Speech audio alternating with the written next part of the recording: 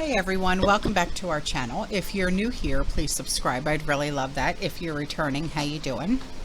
What we're going to talk about today is what people are seeing and experiencing in everyday life when it comes to being of a prepared mind. And I get sent pictures and videos and emails. And if you would like to do so, my email's in the description box below. So this first email comes in from a community member, and she said, I just watched your video about the other community intel video and the member who is having problems with rabbits eating her plants. She said, we live in the country and have a terrible problem with critters. We would have no garden had my husband not happened to come upon someone giving away a chain link fence, which now totally surrounds our garden. It solved our problem with deer, with rabbit, skunk, possum, etc. But we have a lot of shrubbery, flowers, and fruit trees planted in our yard, which are a smorgasbord for critters and cannot be fenced in. My cousin works for the Department of Natural Resources, and he tipped us off to a really great deterrent: mothballs. Critters do not like the smell and will not touch anything within the smell range of them. So by placing mothballs around your plants, which do not hurt the plant or the soil, it definitely will keep the critters away. He also suggested if you have plants or small children, do not use the mothballs on the ground, but instead put them in knee-high pantyhose and hang them on a plant or on a stake in the area. It also works really great. This does not hurt the wildlife, but it just keeps them away. I've been doing it for years and it really works. Now, if I could just find a way to keep the crows from pecking at our tomatoes and our fruit trees. Yeah, I have the same problems. My nectarine, my kumquat, my lime, my lemon, my soursop. It's terrible. They always seem, and the squirrels too, they love the fruit trees. It's awful. So here's an email from a community member, and she also sent in a picture. She said, hi, how are you and your family doing? We're doing fine. You know, we're prepared. We're ready. Just waiting. She said, are you surviving the madness of the school starting again? Oh yeah, it's actually going really well though. Thank you. She said, I'm barely getting through it. A storm may be coming to our area in Florida and the state testing starts next week. Talk about pressure. Now I saw something in my camera that I think I figured out what they're doing. So much geoengineering in our state. They are trying to cover the sun because of this. Now look how big it is. We are a lot closer to the sun than we used to be. They don't want us to see this. Question would be why. Yet, it would explain some of the brightness and the heat on our Earth. Could be what the sun looks like during solar flares and high activity, but I noticed it. This would not be because of humans or climate nuts. This is not man-made. The geoengineering or chemtrails created to cover this up is man-made and extremely poisonous. This could be why the governments are listening to the climate cults. But if they study real science, even when with the earth like this, we have no evidence of the earth being destroyed. In fact, the growth could be higher, and that is what they do not want. If you have a vitamin D deficiency, like most of us in Florida, it's because of the chemtrails that you have.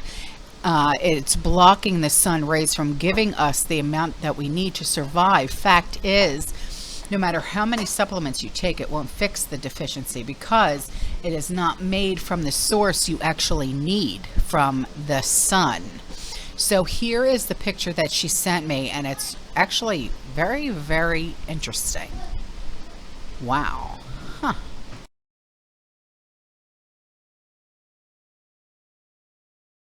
So here's an email from a community member, and she said, here in Evacuation C area, I think they're downgrading this to relieve panic.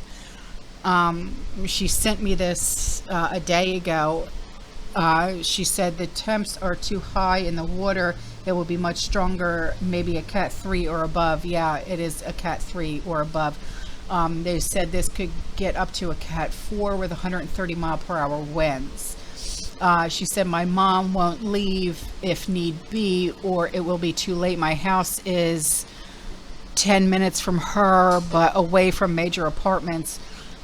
Trying to secure my house and hers before it comes. Husband is not in the state. Again, he's working at the power place with maximum security. Oh, geez.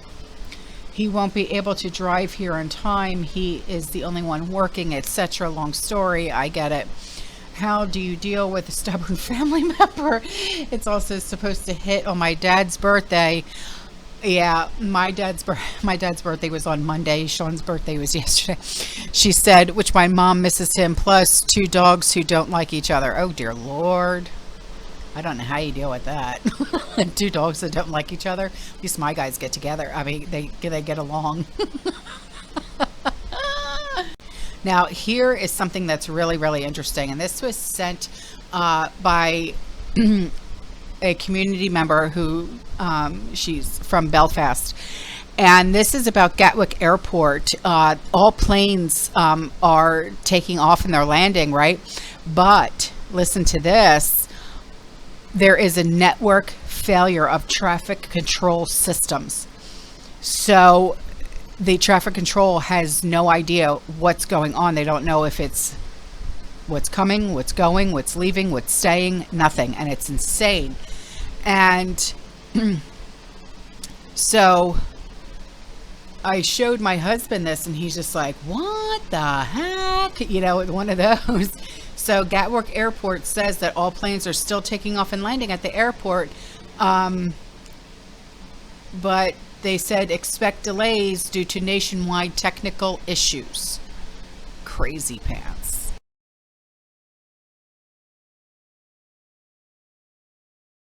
So I hope you guys are ready to get inspired by this community member. She said, afternoon, y'all. Been with my sister in Ohio. Been picking and canning green beans. I made homemade chicken, which she called pot pie. Also homemade canned veggie. I bought pie shell. Wasn't feeling like making my own. Laugh out loud. But I did make homemade pumpkin bread. Please prepare and God bless. Love this. Love it. It's beautiful.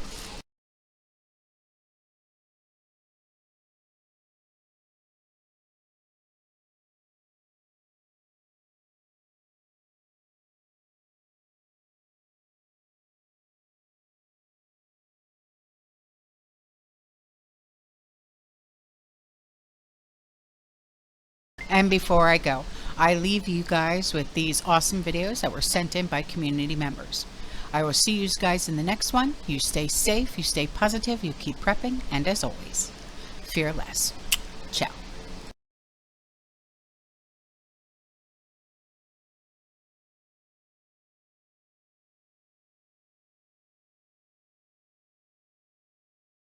Ladies and gentlemen, listen very carefully. This is a worldwide SOS sent to me by patriots in Scotch Creek, British Columbia, where wildfires have burnt the entire town down to the ground, similar to what happened in Hawaii. Only there are now reports of UN blue helmet troops, and I have pictures of them, on the ground, and they're setting up checkpoints and they're isolating towns from the next town. They're blocking supplies, and everybody that's still there, around 40-50 people stuck back to see what's going on, they are now being confined to their properties, even if their properties have been burnt to the ground. So this is a very serious situation. We know these wildfires are not wild at all. We know they're being started by people, and they are justifying not only moving people from homes, not only cutting off towns from other towns, not only blocking supplies, but now we have confirmed reports of blue helmet troops that are apparently referred to as Canada Task Force 1. That last part is unconfirmed, but the rest of it is confirmed, and I will also be sharing the pictures that we have found of these people. Scotch Creek, British Columbia, Canada, SOS, because it's going to be coming to your town real soon.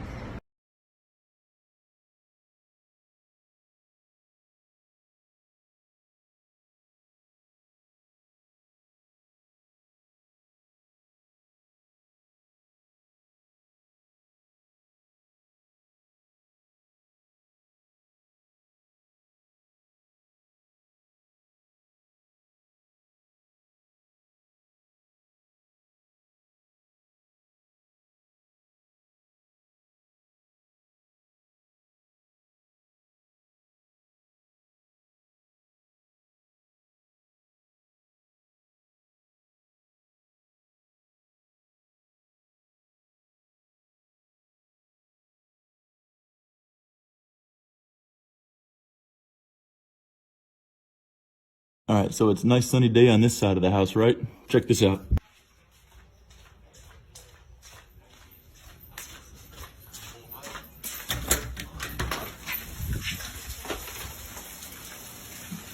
Raining out front, only in Florida. Even if this isn't your first hurricane, here's some tips that you really never think about until it's too late. Videotape everything. Go around your house, videotape that. Inside your house, videotape that. Inside your closets, attic, everything you've got, videotape that. You're gonna need that to fight your insurance company. Take Ziploc bags and fill them with water. Double Ziploc bag them, and what you're gonna do is you're gonna put those in your freezer.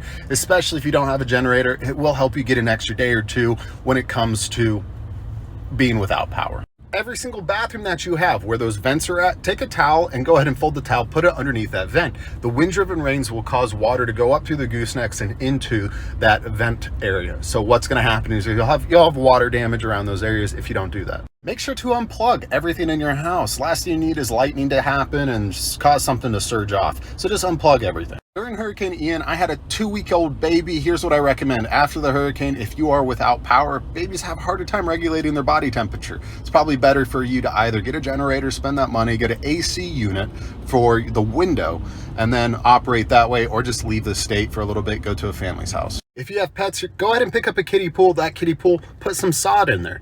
You still have real grass that your pets could go ahead and use the restroom in. I'd put it in your garage, of course. And during the hurricane, trust me, it gets used. But people also poop and pee. So here's what I would do. Fill up your bathtub with water, grab a gallon bucket of sorts, and you're going to use that to refill the back of your toilet every time you need to flush. Now, make sure you scrub that bathtub really clean with bleach before you put water in it, especially if you're without power for a week or more. During Hurricane Ian, I was out for 18 days. Trust me, that bathtub is going to be your main source for cleaning off your hands. It's going to be used for filling up that toilet. And trust me, you want to have a clean tub. When it comes to that garage door, though, you've got to be very careful. Make sure you're a little bit stronger if you have somebody that is to open that garage door slowly. You got to equalize the pressure from the outside to the inside of your house. The moment you go to rip open that door, it will throw you back. If you're not able to let that air equalize a little bit, be careful. That's another thing. During the eye of the storm, the pressure is a little bit different. If you do want to go outside to quickly use the restroom, if you are through the eye of the storm, be very careful. Slowly open the door. Otherwise, things can go really bad. You want to equalize pressure. Share your favorite tips in the comment section below. Just make sure everyone's safe. And also, without this being said, you got to get some beer or some liquor for your house. Just have something that you can sip on. Charge up your iPads. Make sure you got entertainment downloaded to it. Whatever you can download entertainment to. It's going to be a rough one. Also, just be safe. Don't do anything too stupid. Just make sure you can survive the storm and you'll be okay. So I just got up this morning and I was just reading through the comments and I was just doing some shit here and I read this and I was thinking, man, I got quite a few followers. I wonder how many of you guys actually had to go into a lockdown situation in the last 10 years. Oh, let's say 20 years, 30 years, whatever. Did anyone ever have to get locked down in their house for a week or two, due to an ice storm, or how about a blizzard, hurricane, fires in your neighborhood? Anything. Did anyone have to rely on what they have for at least a week or two in their house and not being able to go out and get anything? How about a COVID lockdown? Anyone have COVID and be stuck in their house for a week or two? Is it possible that this COVID viruses mutate and turn into something even worse? And then we were going to a big lockdown like they did in China last year? I don't even know if they're still in that, but they locked down a whole city. No one's allowed to leave. Can you survive on what you got?